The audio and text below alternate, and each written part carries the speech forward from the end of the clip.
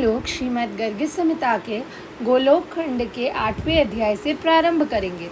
पिछले वीडियोस में हमने 7वां अध्याय समाप्त कर लिया था, जिसमें हम कंस की विजय के बारे में पढ़ रहे थे कि कैसे उसने बाकी दैत्यों के साथ देवताओं को हरा दिया और वहाँ का सिंहासन लेके वापस अपनी राजधानी मथुरा को लौट गया।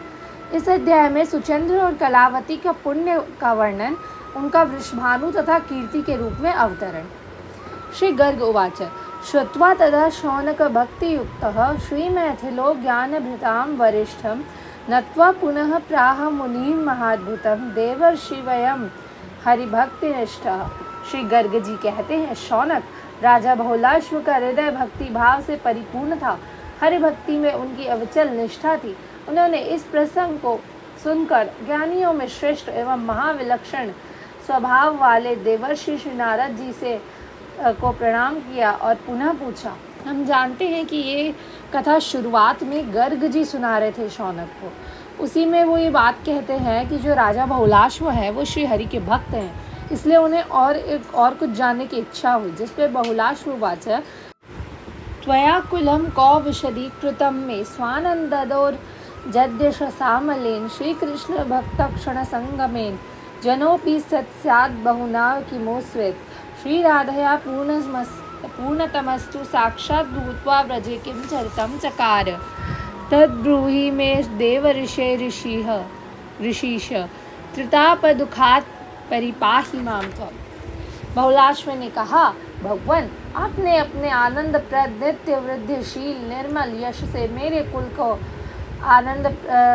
को पृथ्वी पर अत्यंत विशद उज्जवल बना दिया। क्योंकि श्री कृष्ण भक्तों के क्षण भर के संग से साधारण जन भी सत्पुरुष महात्मा बन जाते हैं। इस विषय में अधिक कहने से क्या लाभ।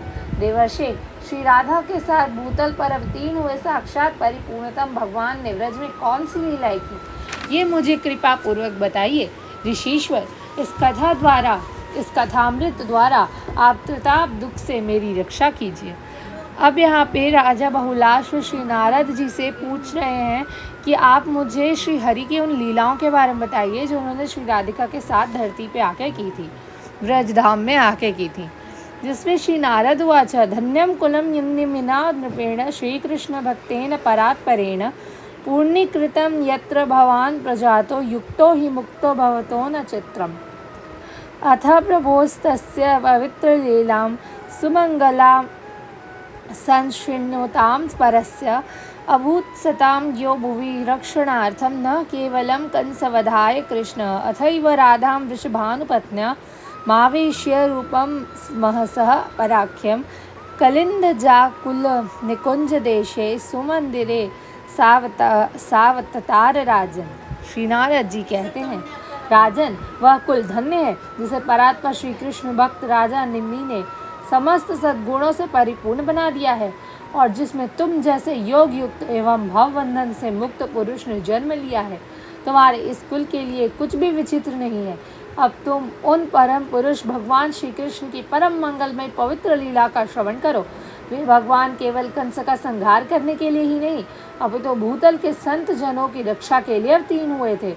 उन्होंने अपनी तेजोमय पराशक्ति श्री राधा को वृषभानु की पत्नी कीर्ति रानी के गर्भ में प्रवेश कराया। वे श्री राधा कलिंद कुलवर्ती निकुंज प्रदेश के एक सुंदर मंदिर में अवतीर्ण हुई। अब यहाँ पे हमें श्री राधा कैसे इस धरती पे आई उसके बारे में भी हल्का सा पता चलता है। यहाँ पे श्री नारद जी बहुलाश्व जी से कहते हैं कि आप धन्य हैं, आपके कुल में कुछ भी विचित्र नहीं है। उसके बाद वो श्री कृष्ण की लीलाओं के बारे में बताते हैं और कहते हैं कि अपनी तेजोमयी पराशक्ति श्री राधा को उन्होंने कीर्ति माँ के गर्भ में डाला, जो कि कलिंदजा कुलवर्ती निकुंज प्रदेश में एक सुंदर मंदिर में अवतीर्ण हुई थी। धन्यवाद। आज के लिए बस इतना ही। हम लोग आगे के श्लोक अगली वीडियो में करेंगे। तब तक के लिए जय श्री राधे कृष्ण।